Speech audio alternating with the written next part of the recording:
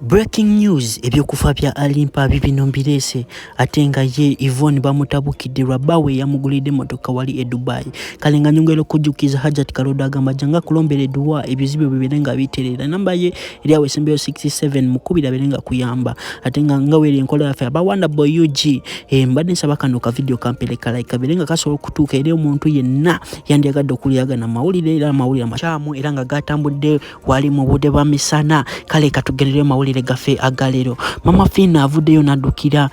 Donald Alimpa wamu n'abalala abafiridde mu accident iranga byonna details yonna mbagambe details yonna ogenda bogisanga wano Wanda Boy UG iranga video ziri mu masawo iranga nyongero kujukiza bambenga abayimba basinga kubanga ku story ku side yange ngeje nalabyemo bagame muno Hassan Iche yagambe muno bubamuyise ku speed ya manyi nga bava ku Kivulu ilanga ne Hassan yabadde ku Kivulu yani yalonna Alimpa Hassan nagamba nga wali mumanyi alagula nnyo yavuddeyo nagamba kati omwana speed eno yonna avugira yaki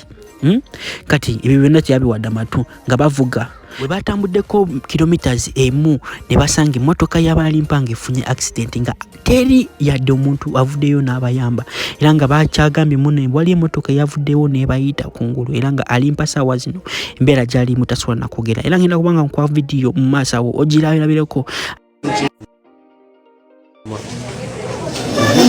Yes, amanya ne Dowozi Donald Alimpa nebaza Katonda nti nkyali mulamu abadde bagamba abantu nti namaze okutema balimba kyali mulamu just nnyo obulumi ku magulu abalwadde nnyo naye nga bwenjja kuba bulungi nina abasindika bawulire mbu Alimpa bwefuba kyali mulamu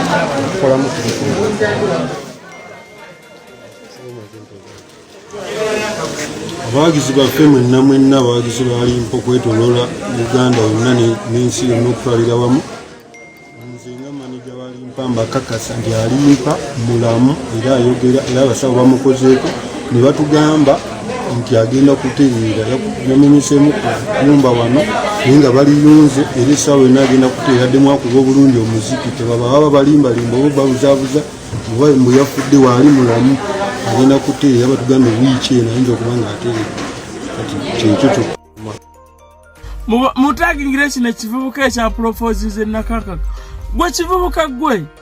nali manyi nti nno mulina omu ku magezi abantu abafuluma eggwanga kati njala ombulire nsonga ki tebakkase wakikoze ku mutima gwo okuproposinga nakakaka oba onoonya femu onoonya mawulire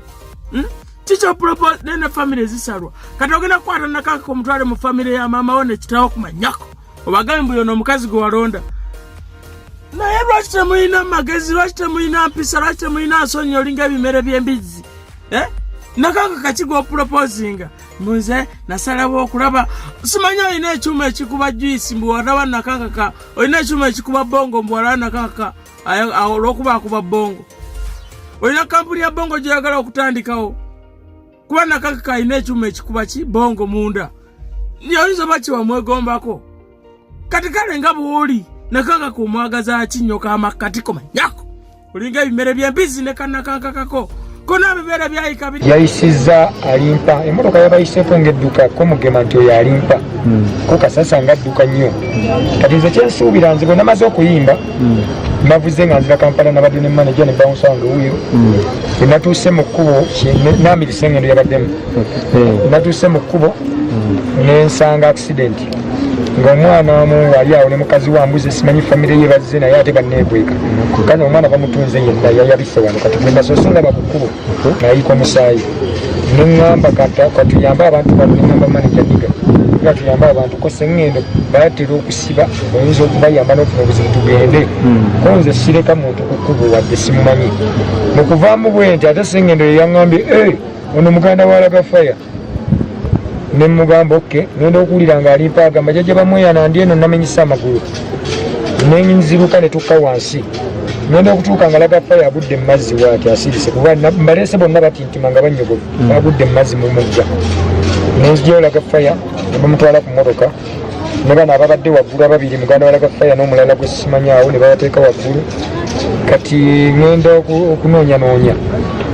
babadde bakateekayo 5 abadde ndi mu kuŋŋaanya ensawo nasigadde mummotoka nga noonya amasimu n'ensawo era essimu najjayo 2 zino simanyi bannyinizo naye no ndabye bwe njikubyeko maama wala ga faya nankwata kitegeeza ennamba ngijjemu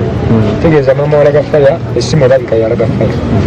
so kano simanyineko kati bwe nzijeeyo ensawo nembiteeka mummotoka ensawo n'essimu zino ne baŋŋamba yanguwa nenjagala nzijeeyo baagi ebadde yalimpa kano baŋŋambye yabadde yalimpa ekisawo ekyalwedi nagadde nkijjeyo naye nga nti okugenda mu mazzi nga simanyi buwanvu buliwo nenkola ki nenkireka nebaŋŋamba so nebagamba tunoonye wayinza okubaawo eyafiiridde wansi oba yasigaddeyo kuba emmotoka yeefudde negwa mu mugga bayinza okuba yabatuuliddeko ko bo tutwale bano abalamu okitegedde